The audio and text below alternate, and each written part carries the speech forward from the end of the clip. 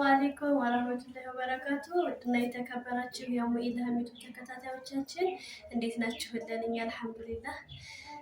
እና ስራ እረፍት የሚሆናችሁ እረፍት እንዴት ይዟችኋል? ከኛ ጋር አልሐምዱሊላህ ምንም አይልም። ዛሬ ደግሞ እጥር ምጥን ያለች ትንሽ አጠር ያለች እናንተን የምትጠቅም እናንተን ፈታ የምታደርግ ጽሁፍ ይዤላችሁ መጥቻለሁኝ።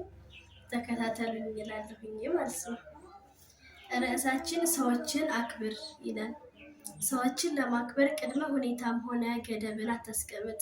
ሁሉም የሰው ልጆች ታላቅና የተከበሩ የኃያሉ አምላክ ፍጡሮች መሆናቸውን አትዘንጋ። ሰው የመሆን ክብር በፍጹም በዋጋ ሊተመን አይችልም። ሰው መከበር ያለበት ስላለውና ስለሆነው ነገር ሳይሆን ሰው በመሆኑ ብቻ ነው። ለራሳችን የምንፈልጋቸውን ሰብአዊ መብቶች ለሁሉም የሰው ዘር መስጠት አለብን። ሰዎች ሊያደርጉልን የምንፈልገውን እኛም ለሌሎች የማድረግ ግዴታ በቅድሚያ ይመለከተናል። ይህ የተፈጥሮ ሕግ ነው። ሰውን ለሰውነቱ ማክበርና መቀበል ፍትህ ሲሆን፣ የዚህ ተቃራኒ ግን የማይጠረጠር በደል ነው። ከዚህም በላይ ከገፋነውና ከናቅነው ሰው ይልቅ ባከበርነውና ባቀረብነው ሰው ላይ መልካም ተጽዕኖ የማሳደር ሰፊ እድል ማግኘት እንደምንችል እርግጥ ነው። ሰዎችን ስናከብራቸው፣ ስንወዳቸው ወደ መልካም ነገር እንስባቸዋለን፣ ይስቡናል። እናቀርባቸዋለን፣ ይቀርቡናል። ስንጠላቸው ግን እንገፋቸዋለን፣ ይገፉናል። እንጫናቸዋለን፣ ይጫኑናል። እናርቃቸዋለን፣ ያርቁናል። መውደድና ማክበር መለኮታዊ ባህሪ ነው። ጥላቻና መናናቅ ግን ሰይጣናዊ ነው። መከባበርና ፍቅር ያዋህዳል፣ ለበሽተኛ ሰው ሳይቀር መድኃኒት ነው። ጥላቻና መናናቅ ግን ያራርቃል፣ ለጤነኛ ሰው ሳይቀር በሽታ ነው። ሰዎችን ስናከብር አስቀድመን ራሳችንን ነው ያከበርነው፣ የራሳችንን ጥቅምም ነው ያስጠበቅነው። በውስጣችን ደስታ ያንሰራራል። እኛ ለሌሎች የምናደርገውን መልካም ነገርና የምንሰጠውን ክብር ያህል ለእኛም ይመልስልናል። ምክንያቱም ሁሉም ሰው የሰጠው አይነት ይመለስለታል፣ የዘራው አይነት ይበቅልለታል። ይህ የምክንያትና የውጤት ሕግ በሁሉም ሁኔታ ላይ ይሰራል። ሰዎችን ማክበርና ሰዎችን መውደድ የላቀ ማንነት ያረጋግጣል፣ ትልቅ ክብርንም ያመጣል። አንድ ነገር ሲጎልብን ተባባሪያችን ብዙ ይሆናል። ዳሩ ግን ሰዎች መውደድና ማክበር ለተደረገልን ነገር የምንሰጠው ምላሽ ብቻ ሳይሆን ተፈጥሯዊም ሆነ ሸሪዓዊ ሕግ መሆኑን እንዳንዘነጋ። በተጨማሪም ሰዎችን ያለማክበር ጤነኛ ሕይወት መምራት ዘበት ነው። ውስጣችን የሰላም አየር ማግኘት ፈጽሞ ይሳነዋል። ሁሉም የሰው ዘር በመሰረቱ የአንድ ቤተሰብ አባላት በመሆኑ እኛ ላናውቃቸው አንችል ይሆናል እንጂ ብዙ ሰዎች የሚወዱንና የሚያከብሩን መኖራቸው እርግጥ ነው። ምክንያቱም ሰውን ማክበር ተፈጥሯዊ እንጂ ሰው ሰራሽ አይደለም። ጥላቻና መናናቅ ግን ሰው ሰራሽ ነው። እርግጥ አንዳንድ ጊዜ ሰዎች የሚያሳዩት ልዩነት ጤና ቢስ ሊሆን ይችላል።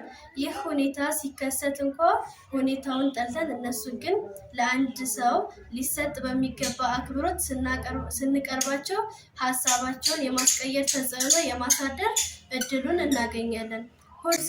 ሰው ከመሆን ማንነት ውጭ በሚያደርጋቸው ነገሮች፣ በያዟቸው አቋሞች ልንጠላቸው እንችላለን። ይህን ማንም አይክድም። ነገር ግን ይህ አይነት ጥላቻ ቋሚነት የሌለው ተለዋዋጭና ሁኔታዊ ነው። መዋደድና መከባበር ግን መሰረታዊ ባለርስት ነው። ከሰዎች ጋር ባለን ግንኙነት በመካከላችን ያለው ልዩነት ምንም ይሁን ምን ሰው ከመሆናቸው በኩል ማክበር ቀዳሚው የህይወት አጀንዳ ነው። ነገር ግን ሁሉም ሰው ተራና ከአንገት በላይ የሆነ ሽንገላ እንደማይፈልግ እርግጠኛ መሆን አለብን።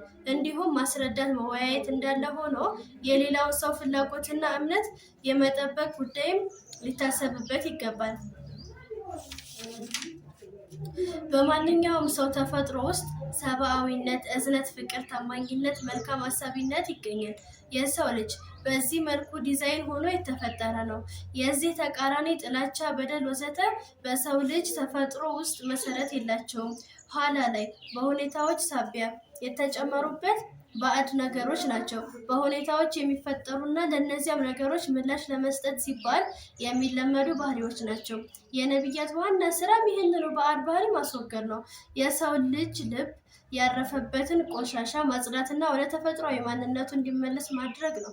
ነብዮች በሰው ልጆች መካከል የሚፈጠሩትን የልዩነቶች ምንጭ ማክሰምና ማጥበብ የሚችሉትም ከዚህ የተነሳ ነው። ሌሎች ግን በሰዎች መካከል ያሉ ልዩነቶች ማስፋትና አንድነታቸውን በማሳጣት በኩል ስለሚሄዱ ነው ስኬቱን ያጡት ይላል።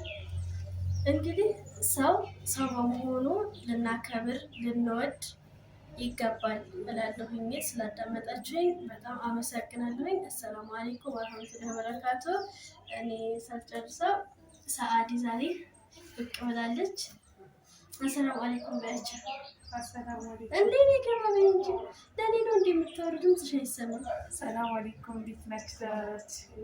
አልሐምዱሊላህ። እናንተስ እንዴት ናችሁ? ቆይታ እንዴት ነበር ከእናንተ ጋር? አልሐምዱሊላህ አሪፍ ነው። አዩ እዚህ ስትሽኮረማ እውነት እንዳይመስላችሁ በጣም ወሬኛ ናት። እናገርልሻለሁ ዝም በላት ኢንሻአላህ። እሺ በቃ በቀጣይ ቪዲዮ እስከምንገናኝ ደህና ሰንብቱልን። አሰላሙ አለይኩም ወራህመቱላሂ ወበረካቱ።